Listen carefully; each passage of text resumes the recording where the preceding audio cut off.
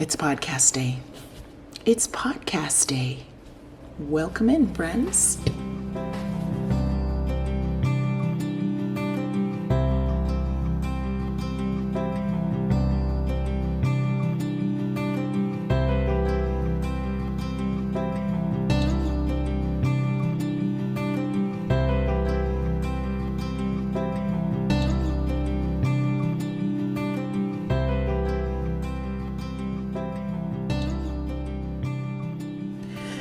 Welcome one and all. Welcome to the heyBrownBerry YouTube channel.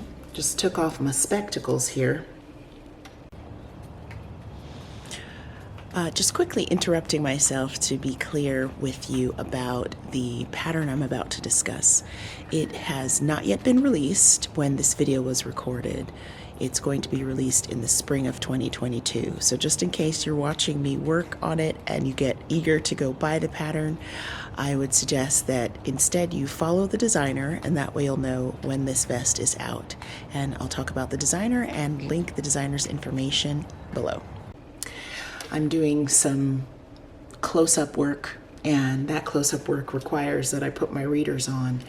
I'm seaming up my test knit vest. This is a vest that is by Sarah of Whistling Girl Knits. Most likely by the time you're watching this, the vest will have been released as a published pattern, and so I will put the information, name, and links to it in this video. I am finishing up the test knit the last day of January, and my first step for doing that is to get myself some coffee. So I've got that. Get my blocked vest parts out. I was able to block this vest over the last couple of days. Soaked it, actually let it soak overnight, and pinned it out. As I'm talking to you guys, things are just dropping all around me from my desk area here. I apologize that I'm like looking down and looking startled as things hit the floor. I was able to soak and block my vest pieces, so it's a front and a back piece that were knit separately, knit back and forth. This is the back, and this is the front.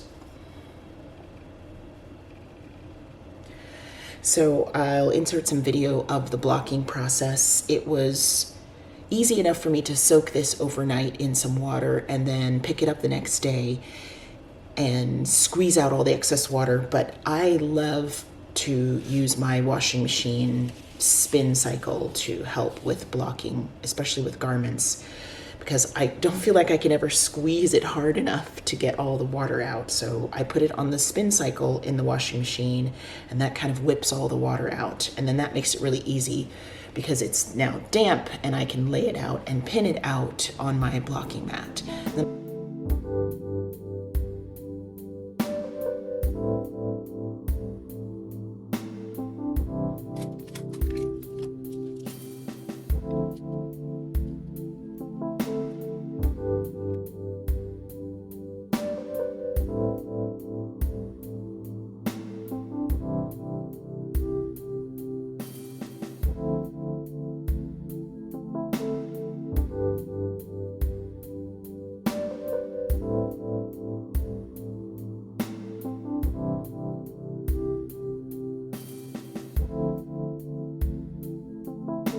Then I let that sit there for another day.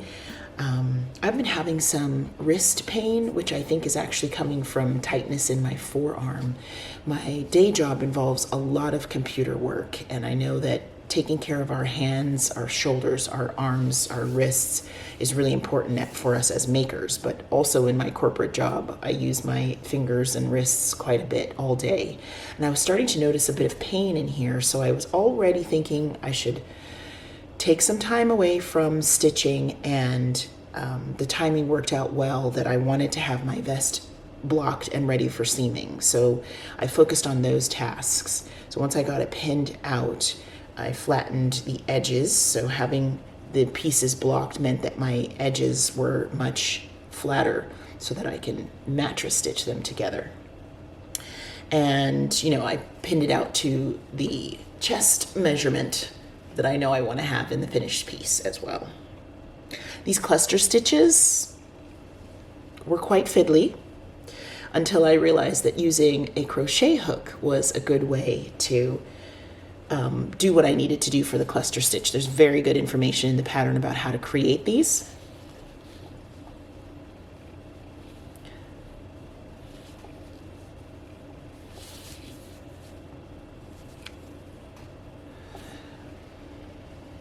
And Sarah also includes a tutorial on making them. So you will have guidance on how to do it, but until I, got the crochet hook in there, it was a tiny bit fiddly. But I love that. I love that I could figure out a way to make it work. So I am going to work on seaming up this garment and kind of take you along with me. Another coffee chat style video, which means it's not going to be very long, but I wanted to update you on my progress. I will make an effort to get this seamed up, and for the sake of sharing, try on my vest. It is less than 40 degrees outside in South Florida. That is a rare occurrence. We only get a few days in the winter season where the temperature is that low, and I wear hats and sweaters inside the house. This is my Juist 2 sweater. It is a handspun sweater that I made. It's a pullover pattern with yoke, kind of a combination yoke raglan shaping by my friend Anke, who's AnkeStrik. I will put some information about my project on this handspun sweater below. I'm very happy to be able to wear it and enjoy it. And again, while the temperature is this low, it's perfect timing for finished object shots of a woolly vest. So I'm happy to have a quick finishing on this one. I think by the time I sew each of the shoulder seams and the side seams and then finish up the neckline treatment, I'll still be able to wear this while the weather is very cool outside. I'm actually undoing a seam now, so if you'd like, you can spend a little time with me while I redo it.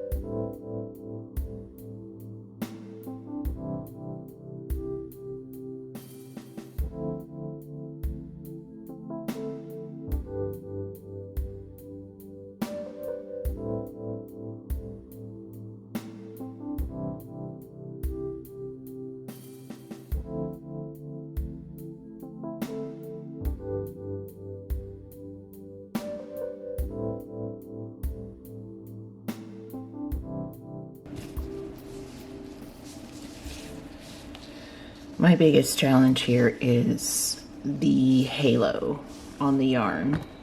I have to really look closely, stitch by stitch. I'm just beginning this seam, and I really have to look closely where I am inserting my tapestry needle so that I'm, working in the same kind of area on both sides of the shoulders. And also, because this is a singles yarn, I want to make sure that I twirl it. You saw me twirling it in my hands. I want to make sure that it has good structure and strength to it. So like the more I twist it, the stronger it's going to be than if I leave it completely sort of unplied, unspun. But yeah, it's mainly the halo that I'm working with. Not the best for demonstration of a technique, so that's why I've included some links for you to some videos that I thought were very helpful for seaming, where the yarn that's shown is not so halo-y and fuzzy. Yeah, it's just an easy way for me to have a little chat with you and get myself underway with the seaming of the shoulders on this vest. When I don't have the camera on and I'm not chatting to you, I'm watching the Fat Squirrel Podcast, which I like to watch and sometimes rewatch. And Beth is actually talking about hand sewing for garments and exploring that possibility, which is very intriguing to me. Sewing in general is, a slower approach to making fabric or piecing fabrics together. And I've shied away from it in the past for sure, because I feel like it takes a lot of skill and time and patience to gain that skill. But as she's talking about it, and as I was discussing this episode with a friend of mine, I'm realizing that that's the kind of thing I'm after, is the attainment of skill based on spending the time, making the effort, and, that's kind of a really cool way to get an item.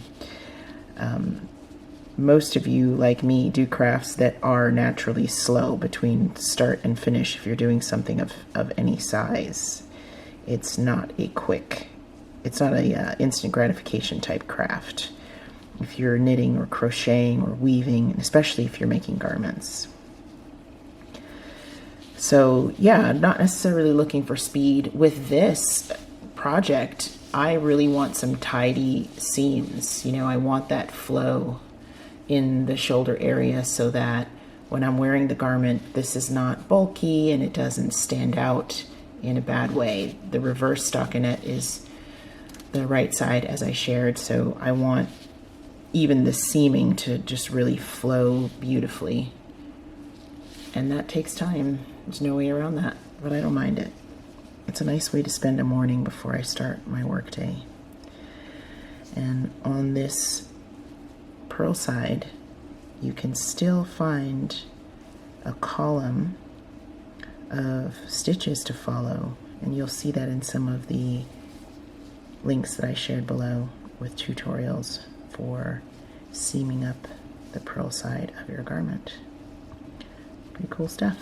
I hope you're having a good day. I hope that some part of your works in progress bring you multiple levels of joy, the joy of getting closer to the finished product, but also the joy of a new technique possibly, unlocking a new skill, finding a new YouTube tutorial that you loved, which is what happened to me this morning. It's nice when a project gives us more than one benefit, and also when it gives us something that we can go back to later and use again or use for some other project purpose.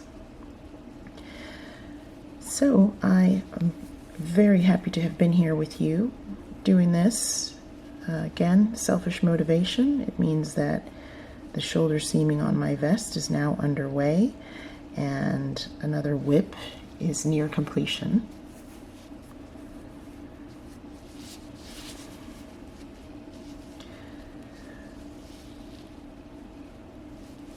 Like any mattress stitch, it's nice to see when you kind of tug on it and zip it, it's nice to see how it comes together. Seaming on the purl side, or reverse stockinette side, gives me a pretty nice clean line for that area of the fabric, and the bulky part of the seam where the shoulders are coming together is going to be on the inside. So you're not going to see this nubbliness. I'm satisfied with this. I wouldn't say that it's perfect, but I'm happy with how it's come together and lined up for this one. So I'm going to go ahead and do the other shoulder as well. In this case, I worked from the underarm toward the neckline. So I'm going to have some ends here to weave in, which is fine. There's plenty of fabric that I can use to weave in these tails and hide them. One of the things I find helpful when I am seaming is to clip together the beginning and ending points on the two pieces of the garment with these knit clips. I've had these for many years. I'm sure that some version of them is still being sold, but it allows me to keep at least the starting point. So I'll take, the bottom end of my vest here, and it has a small almost like a little single tooth that I can put through one end of the front piece, one end of the back piece, and then it clips together and secures it. And then I do the same thing at the other end that I want to seam toward.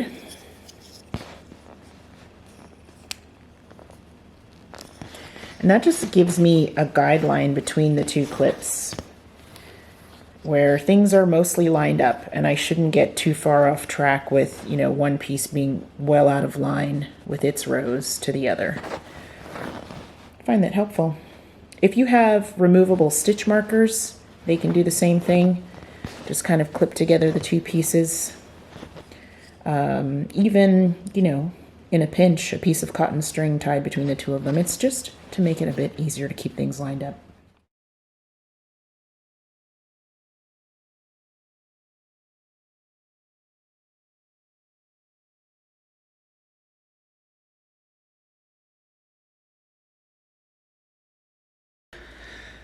Midstream project update. The seaming process has to be rerouted because I was just starting seaming on the body and my yarn broke. This is a single ply. It's pretty fragile anyway. There's a good suggestion in the pattern about twirling the yarn to make it a bit more firm and just to add some more twist so that it would have strength. But I guess I wasn't doing that enough, or maybe this is really just too fragile for seaming. And since I was working on the body, I am concerned about having my seaming yarn come apart while I wear the vest. So I'm going to pick a different yarn, and I'm going to use that for seaming instead. I'm going to try to find a plied yarn, one that's fairly smooth, so that the seaming will actually be easy and the yarn will move smoothly in the stitches, but also have more strength to it, just to make sure. These are the things when you hand make things.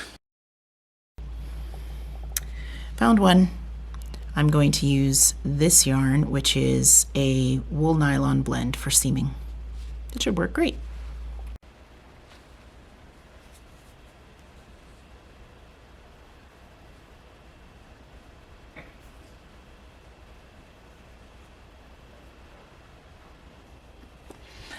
Well, you can't tell by the lighting, but it's much later in the day now. I'm finished my work day and I'm back to seaming my vest, and I'm getting ready to seam up the underarm area here, and I'm really happy with how these two pieces are about to match and meet up.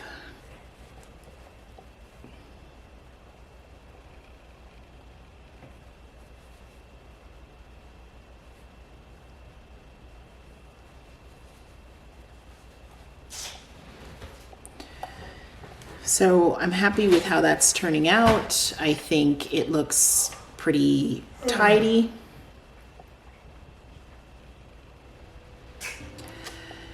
And I'll be proud to wear that. Maybe you're working through your WIPs with me, and I hope if you are, your finishing is going well. And I look forward to having another chat with you sooner than later. Thanks for being here, friends. Bye for now.